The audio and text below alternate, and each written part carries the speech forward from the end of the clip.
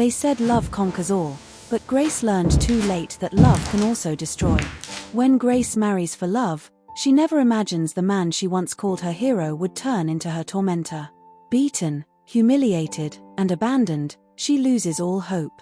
After years of enduring abuse from her husband, Grace finds herself at rock bottom, until she meets a billionaire who sees her not as a victim but as a queen. Her scars become symbols of strength, and her new life becomes a lesson in grace and destiny. A chance encounter with a kind billionaire changes her fate and shows the world that broken women can rise again. The day she married Chaik, she believed she was walking into a forever filled with laughter and light. Chaik was charming, tall, smooth-talking, and full of promises. Everyone envied her.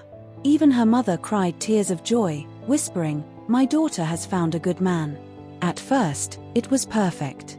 Chaik would surprise her with flowers, hold her hand in public, and speak softly like the wind before the rain. Grace often looked at him and thought, God truly answered my prayers. But slowly, the masks fell.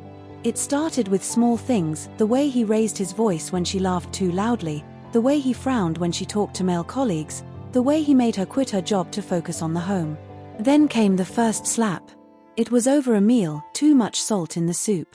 The sound of his palm echoed in the kitchen like thunder. Grace froze, her cheek burning, her eyes wide with disbelief. "Don't ever make me angry again," he warned. And just like that, the man she thought she knew became a stranger. Weeks turned into months, and love turned into survival. She learned to walk quietly, to speak softly, to smile when she wanted to scream. Chaik controlled everything, her phone, her friends, her freedom. He accused her of things she didn't do, calling her useless, slow, ungrateful. Every night, she prayed, "God, please bring back the man I married." But instead, she woke each day to the monster he had become. And yet, she stayed. Because in her world, women were taught to endure, to fight for marriage no matter how much it hurts. But pain has a way of teaching faster than love. One night, as she pressed ice on a fresh bruise, she looked into the mirror and whispered, "This is not love." That was the night Grace died inside, and the woman who would rise from her ashes was only just beginning to breathe. The neighbors pretended not to hear. Each time Chaik shouted, each time furniture broke, each time Grace's cry echoed through the walls, they turned up their radios or closed their windows. Nobody wanted trouble. Grace's life became a routine of pain. She cooked, cleaned, and served like a shadow of herself. Chaik had lost his job and begun drinking heavily. Every evening, he returned home smelling of cheap gin and anger. "Where's my food?" he barked one night. "It's on the table," she said softly. He looked at her, eyes bloodshot, voice rising. "You think I'm your houseboy?" The plate crashed to the floor, food splattering across the walls. Grace knelt quietly to clean it up. "Grace, talk to me," her friend Ngozi pleaded when she visited. Grace smiled faintly. "It's just stress. He'll change." But deep down, she knew she was lying. One evening, Chaik didn't come home. Grace sat by the window till midnight, praying nothing bad had happened. When he finally stumbled in at dawn, his shirt smelled of perfume and betrayal. She wanted to ask, she wanted to scream, but she didn't. Instead, she went into the bathroom and cried quietly into her towel. That morning, she made a decision. She would save money secretly. Not to run away, but to survive when he eventually left. She began selling small jewelry pieces to her colleagues, hiding the cash under a floorboard. Days passed. Weeks became months. Until one night, the storm came again. Chaik slapped her so hard that she hit the floor and didn't move. When she opened her eyes, the room was spinning.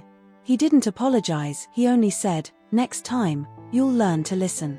She crawled into bed and whispered through swollen lips, "Next time, I will learn to leave." The morning she walked out, the sky was gray, the kind of gray that feels like morning. Grace packed her few belongings into a small nylon bag. She took one last look at the house she had once called home and stepped outside barefoot. "Where are you going?" Chaik demanded, blocking the door. She looked him in the eyes, something she hadn't done in years. "Anywhere but here." He laughed bitterly. "You think anyone will want you? You're nothing without me." Grace didn't reply. She simply walked past him. For the first time, she didn't look back. Her friend Ngozi took her in. Grace began working in a small restaurant, washing plates and cleaning tables. Her hands cracked from soap, her body weak, but her spirit was learning to stand again. One evening, while she served food, a group of well-dressed men entered the restaurant. One of them, tall, confident, gentle-eyed, smiled at her as she placed his order. His name was Michael. He noticed the scar near her eye. "Are you okay?" he asked softly. She forced a smile. "I'm fine." But something in his gaze told her he didn't believe it. He began visiting often. Sometimes he came alone, sometimes with business partners. Each time, he spoke to her kindly, not like a maid, but like a person. "Grace," he said one evening, "you deserve better than this." She laughed bitterly. "Better? That word left my life long ago." He looked at her, eyes steady. "Maybe it's time to bring it back." That night, Grace lay awake replaying his words. Better, maybe it's time. For the first time in years, hope flickered, small, fragile, but real. When Mr. Kofi first noticed Grace, he did not see a broken woman, he saw a tired soul. He was a tall man with soft eyes. People called him rich. He ran big businesses across the city. But he walked slowly into the small restaurant where Grace worked. He did not hurry. He did not stare. He only smiled and asked for a cup of tea. Grace moved like a shadow in that tiny kitchen. Her hands were quick. Her smile was light and practiced. When she brought his tea, he looked at her with respect and said, "Thank you." His voice was kind. For Grace, who had lived with shouting and bruises, a kind voice sounded like a song she had forgotten. After a few visits, Mr. Kofi began to ask about the food and the people. He sat by the window and watched how Grace worked. She was careful, gentle, and always polite. One rainy afternoon, when the street was empty, Mr. Kofi stayed back and spoke to her quietly. "You carry a heavy load," he said. "Is there someone who helps you?" Grace looked down. She did not want pity. She had learned to hide her pain. "I am fine," she said, and the words came out small. But Mr. Kofi did not press. He only smiled and handed her some money for the day. It was more than she made in a whole week. Grace almost cried, but she did not. She wrapped the money and kept it in the small secret place she used for emergencies. That night she laid awake, feeling a warmth she had not known for years. Days passed. Mr. Kofi began to bring books sometimes. He left them at the counter with a note. "For when you have time." The books were simple stories about women who changed their lives, about people who learned new trades, about fields that brightened with early morning work. Grace read the books slowly, sitting by the dim light when the restaurant closed. Her world began to shift inward, tiny and steady, like a seed pushing through dry soil. People noticed. Her friend Ngozi was the first to say it. "You look alive again," Ngozi whispered one evening. Grace only smiled. The truth was simple. Kindness made her remember who she could be. Mr. Kofi did not rescue Grace in one moment. He walked beside her. He offered small things, work, advice, a listening ear. He taught her to count money properly. He helped her open a savings box where she could keep the coins she earned. Little by little, Grace learned that safety could be quiet, that strength could be grown step by step. One afternoon, Mr. Kofi asked her, "What do you want, Grace? Not what people tell you to want. What do you wish for when no one is listening?" Grace thought of the face she saw in the mirror. She thought of the little girl who loved to draw. "I want to learn," she said finally. "I want to be able to feed my children if I ever have them. I want to stand without needing anyone to carry me." Mr. Kofi nodded. "Then we start there," he said simply. And so the slow work began. In the evenings after the restaurant closed, Mr. Kofi arranged for teachers to come and teach Grace reading and simple bookkeeping, simple drawing. He paid for small tools, for soap, for a better frying pan. He never called attention to what he did. For him, it was the only thing to do. The kindness did not erase the past. The bruises still ached sometimes. Memories woke up at night. But the new days brought new rhythms. Grace started to walk with her head slightly higher. She would pause sometimes and feel the sun on her face, and she would think, this is not a dream. It was real. It was work. It was slow, but it was life. Grace learned that kindness can build a ladder, one rung at a time. And she began to climb. The first time Mr. Kofi told Grace he wanted to help her more, she laughed in disbelief. He had watched her for months. He saw the careful way she saved her coins under the floorboard. He saw the steady courage in her hands. One evening, after a lesson, he asked, "Would you consider working at our community kitchen? It is small, but it pays proper wages. You would learn management. Would you like that?" Grace wanted to say no. Pride and old rules sat heavy on her chest. She had been taught that taking help was weakness. But when she saw Mr. Kofi's eyes, not pitying, only steady, she felt a shift inside her. She thought of Ngozi's last words. She thought of the little savings hidden under the floorboard. "Yes," she said finally. The word left her like a bird released. At the community kitchen, Grace found new tasks. She learned to manage stock, to measure rice and oil, and to plan meals for the elderly. Her hands learned a new kind of strength. Mr. Kofi sat with her on the first day and said, "Mistakes will happen. That is how you learn. I will not cover your mistakes with shame. We will fix them together." His approach was different from Chaik's. Chaik shouted and broke things. Mr. Kofi corrected gently and taught firmly. Grace responded to the calm discipline. She began to rise. As she grew, people around her began to look at her differently. Where once they had seen only a tired woman, they now saw a capable manager. One evening while closing the kitchen, Mr. Kofi handed her an envelope. "This is for a small course," he said. "A woman in the community runs tailoring classes on Saturdays. It will help you make more money." Grace opened the envelope and found enough money to join the classes for 6 months. Tears came again, but this time they were not of shame. They were quiet and thankful. She folded the paper and kept it like a treasure. As months passed, Grace grew in skill. She made simple dresses and learned how to mend clothes. Her hands moved with a new confidence. People began to seek her work, bringing torn shirts and old skirts. Grace mended them with care and charged fair prices. The coins in her box grew. But not everyone liked to see her rise. Whispers followed her. Some women were cold. Men stared as if to claim what had been theirs. The world had small jealousies. Grace learned to walk past them with the dignity of someone who knows her worth. Mr. Kofi never pushed her. He simply opened doors. He paid for her tailoring course. He suggested she save some money to rent a small stall. He spoke to the community leaders to find space for her to sell. He did not tell stories about her. He kept her privacy. One afternoon, Chaik reappeared. He had heard rumors and came looking for trouble. He stood at the edge of the market, watching Grace through the crowd. Grace saw him and felt cold. Her heart raced, but she held her head high. Chaik moved through the market toward her, swaggering. He stopped in front of the stall and sneered. "So this is you, working for coins," he spat. "You think anyone will marry a woman who sells mended clothes?" Grace felt hands around her throat, the old fear surged. But the fear did not rule her this time. The crowd around them turned. Mr. Kofi, who had been passing by, stepped forward quietly. His voice was low but firm. "Sir, if you have business here, speak like a civilized man."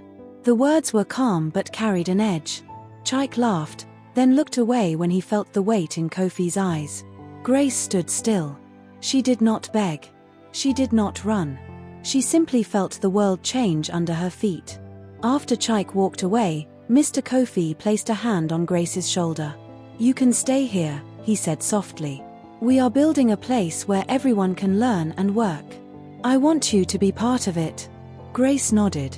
Tears came more easily now. They were not weak tears. They were the water a dry plant drinks. She had been offered more than a job. She had been offered trust, and the chance to be worthy of trust. When Chaik came back into town, he moved like a man who thought the world owed him respect. He had been gone for a while, showing up in drunk bars and cheap rooms. Rumors said he had lost everything. But he kept his pride. He prayed to anyone who would listen that Grace would come back to him. He was not ready to accept that she had a new life. The hurt in his voice was masked by anger. Word spread quickly in the market. People are like rivers, news flows fast. Chaik heard that Grace worked at the community kitchen and had a small stall. He saw that she moved differently now. He wanted to ruin that. One hot afternoon, Chaik walked to the stall while Grace sewed. He pushed the table and shouted, "Who gave you the courage to sit there like you are better? You are nothing. You are mine." The people around them froze. Some remembered the old days when Grace covered the bruises. They remembered how Chaik had thrown plates against the wall.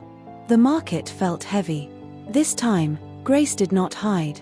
She stood and faced him. "I am not yours to claim," she said, her voice steady. "You chose to hurt me. I chose to leave." Her words made a hush fall over the market. Chaik laughed and spat on the ground. "You will beg me back. You will see. No one leaves me." From the crowd, a low murmur rose. Some people took Chaik's side. Others looked at Grace with new respect. A woman who had once been kind to Grace stepped forward and called out, "Chaik, you shame yourself in public. You have no right to do this." The argument grew. Chaik shoved the woman, and a fight nearly began. Then Mr. Kofi arrived. He did not shout or threaten. He walked calmly to the center and looked at Chaik with a steady gaze. "You will leave this place," Mr. Kofi said quietly. "You have no right to harm this woman in public." Chaik turned his wild eyes on Mr. Kofi. "Who are you to tell me what to do?" he barked. Mr. Kofi's hand did not tremble. "I am a citizen," he said. "And I will call the police if you do not leave."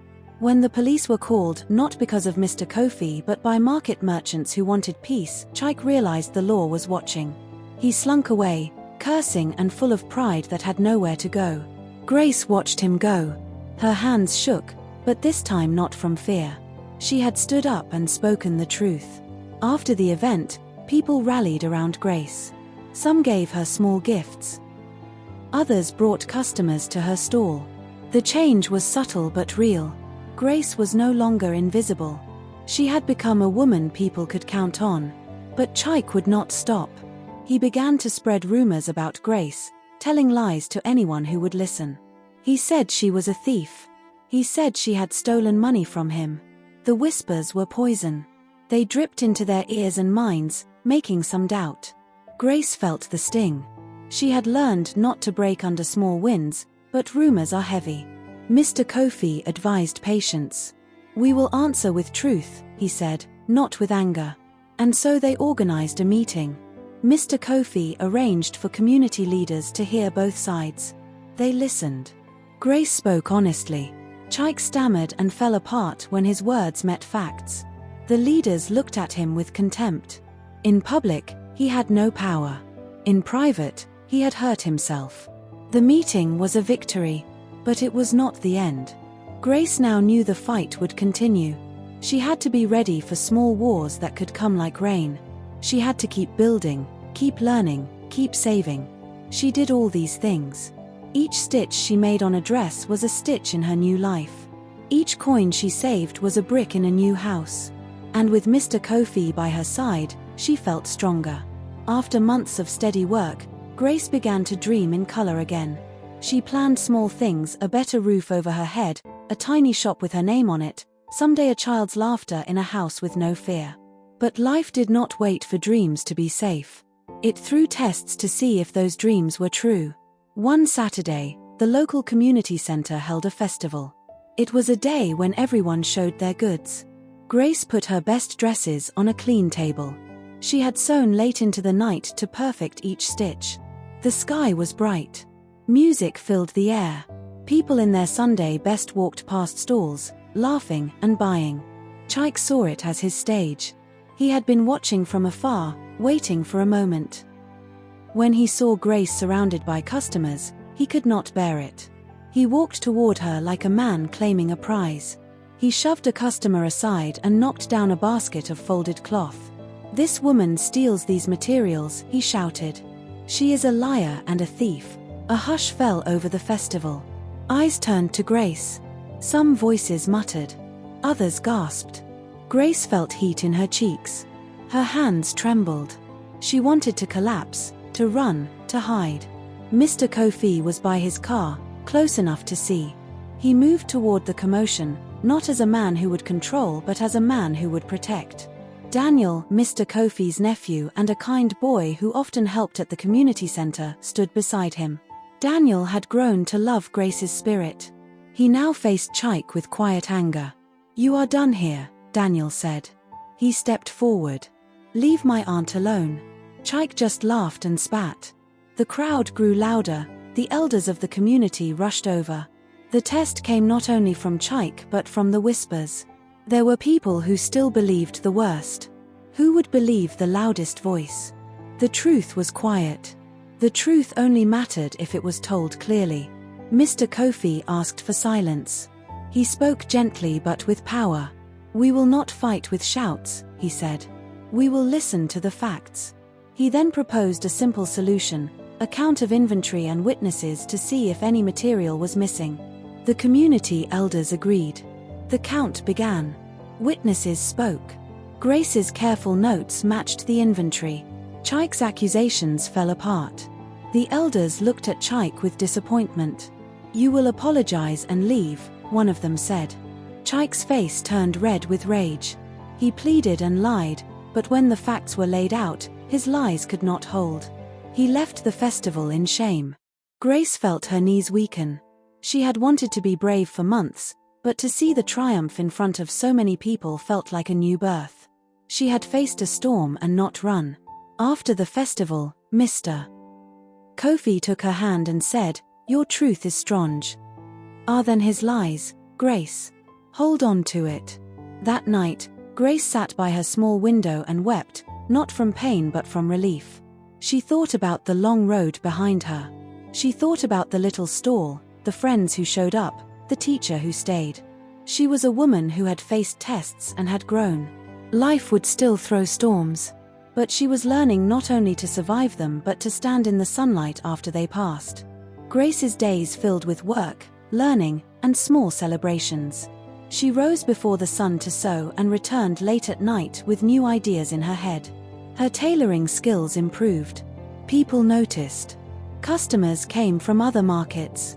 Her small table turned into a stall, and the stall turned into a small shop where she sold dresses and mended old clothes into new pieces.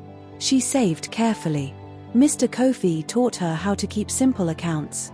"Put away a small part," he would say. "It grows like a tree if you water it." Grace followed his advice.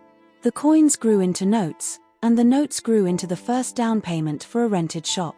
As business improved, so did her life. She found a small room to rent. It had a leaky roof, but it was hers.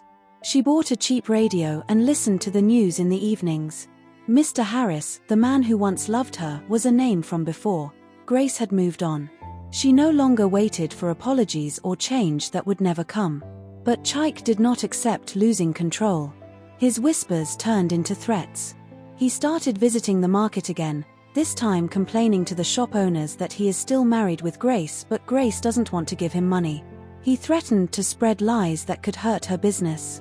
The market could be a kind place, but rumors spread like fire. Grace refused to be bowed. When Chike approached her one afternoon, she spoke calmly. "I will not pay a man who abandoned me and hurt me," she said. "My money is mine. If you want help, go get it from those who have always stood with you." Chike's face twisted. He lashed out with words, but the elders who had seen him before stepped in. "You have no right here," one said. "Leave this woman." At that, Chike stumbled away, defeated for now. Grace breathed. She had learned how to build fences around her life. She understood the power of the community when it chose truth over rumor. Meanwhile, Mr. Kofi continued to support her quietly. He invested in a small sewing machine for her shop. He introduced her to merchants who sold good cloth at fair prices. He taught her how to price items so her business would not only survive but grow. One evening, Grace received a letter. It was from a friend who had moved to the city. The friend wrote that she had started a small school and needed a woman to teach basic sewing to girls who had no chance. Grace read the letter and felt a thrill. Teaching could change lives like hers had changed. She called the friend and agreed to help. Teaching became a passion. Grace would sit with young girls and show them the basics: how to thread a needle, how to cut a straight line, how to measure a waist. She taught them to believe in their hands. The girls watched Grace with admiration. Some came from homes where their mothers had not worked. For many, Grace was the first woman to show them that a life could be built with care and skill. One day, a mother brought her shy daughter to the class. The mother said, "If she can learn from you, she will not have to beg." Grace looked at the little girl and felt the weight of her new role. She had been rescued by kindness, and now she could pay that kindness forward. The shop grew. The class was filled. Grace's little room was warm with laughter and the sound of sewing machines. She had built something that was not only about money. It was about dignity. It was about showing others that small hands can make great things. Neighbors began to speak of Grace with respect. Some came to her with problems. She learned to offer advice and a steady presence. Grace had become a woman people could rely on. Through this rise, Grace learned that success is not only about money. It is about building a life where you can choose, give, and stand tall. She had been given a chance, but she turned that chance into work, and from work came change. Even as Grace's life steadied, Chike's bitterness hardened into a plan. He watched her from afar, punishing himself with thoughts of loss. In his anger, he believed he could take back what he thought was his. He began to spread louder rumors. He told anyone who would listen that Grace is a witch, that she had used her witch power on him, that she had used him. Lies traveled faster than truth. The market owners called a meeting. Chike showed up, red-faced and loud, demanding that Grace set him free or leave the place. The elders listened and then asked for proof. Chike had none. He only had shouting and the weight of old control that no longer held. But Chike had one more move. He went to the landlord who rented the room above Grace's shop. He offered the landlord a small bribe to create trouble for her. The landlord, who had once been indifferent, saw a chance to make extra money. One night, the landlord sent a notice. The rent was overdue. Grace could not pay at once. Panic rose in her chest. When Grace met Mr. Kofi, she was honest and scared. "They want to throw me out," she said. "I worked so hard." Mr. Kofi's face was stern. He did not like unfair moves. He went to the landlord the next morning and spoke in a calm voice that held weight. He said, "She pays. She will not be chased from her building because of lies." He offered to settle the rent for the time being but insisted the landlord return the notice and keep the books clear. The landlord grudgingly agreed. The market leaders confronted Chike and warned him to stop. But the damage was not only in paper. Chike had stung Grace with fear. He had taught others that gossip could move mountains if money bought the right ears. As this fight wound on, Grace made a brave choice. She could have used the money Mr. Kofi offered to pay her back and keep silent. Instead, she told the market elders she wanted to bring the truth before the community leaders. She stood in the open square and spoke her story not to ask for pity, but to tell facts. She listed her earnings, her customers, and her business records. People watched. Some were surprised, some ashamed, but most were moved. Tears came to Mr. Kofi's eyes because he saw a woman who had chosen integrity in front of temptation. He had never wanted Grace to depend on him. He wanted her to stand on her own feet. Her speech that day did more than save her shop. It reminded people of the strength in honesty. The elders took Chike to task. They reminded him of community laws against harassment. They warned him that if he continued, they would press charges. He, who had once used force to silence others, found that force did not work when others stood with the truth. Chike's final act was to leave the town. No one celebrated. People simply breathed easier. Grace sat on a bench that evening and let the weight leave her body slowly. She had faced threats and lies and came through because she chose the truth. But the reckoning was not only for Chike. Grace had to reckon with her own heart. She had to forgive herself for staying for so long. She had to accept help without shame. The lessons were deep and quiet. Courage is small actions done over time, and worth is not given by men who choose to hurt. Mr. Kofi watched her with a gentle pride. He had seen many things in business: deals, losses, gains, but nothing moved him more than watching a woman build herself up with patience and honesty. Grace continued her teaching. She continued to mend and make clothes. But now, her life had a new rhythm. She would no longer be a shadow. She was a woman who had faced a storm and stood. On a Sunday when the market was quiet and the sky had a soft blue, Mr. Kofi invited Grace and several friends to a small garden tea. It was gentle weather, with the scent of jasmine in the air. Grace felt a flutter of nerves as she dressed in a simple dress she had made. Daniel, Mr. Kofi's nephew, who had become like a brother to Grace, helped her with the buttons. They gathered around a small table. Conversation was light. People laughed softly. Grace felt a peace she had not known a long time. Mr. Kofi watched her with a steady calm. He had sat beside her through slow work and hard tests. He had seen her stand in the market, defend her truth, teach girls to sew, and pay her rent when the landlord tried to be cruel. He had watched her stitch life slowly together. After tea, as the sun slanted low, Mr. Kofi stood and asked for a quiet moment with Grace. Her heart thudded. She followed him down a path lined with small flowers. He turned and looked at her, not as a man who wanted to fill a void in his life, but as a man who had watched a brave woman grow. Grace, he began, voice steady, I did not come to fix what broke you. You fixed yourself with courage and work.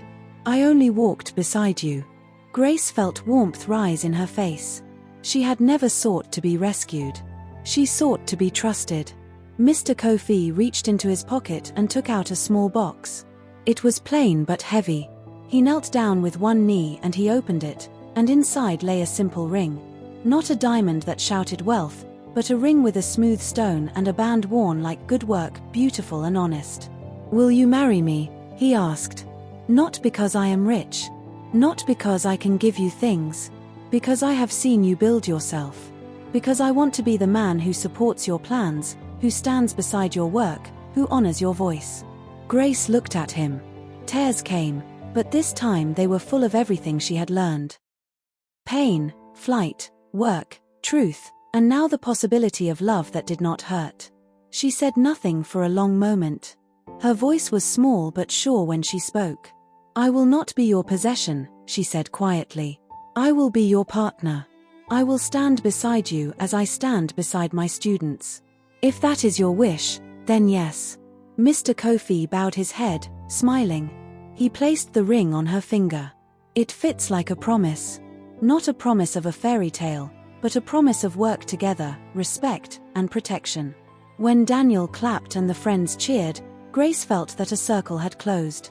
She had walked from a place of smashed plates and bruises into a life where she was valued. She had not changed who she was, she had grown. The final twist was not that she gained wealth. The real miracle was that she had learned to love herself enough to choose well. Chike's voice was a small thing in the past, and Mr. Kofi's ring was a new start stitched from truth. At the wedding that came months later, Grace stood tall. She looked at the faces in the crowd, the girls she taught, the elders who had protected her, Mr. Kofi smiling with pride, and even Gozi wiping a tear. Grace held her head high. She had been broken, but she had risen. Her life was not perfect.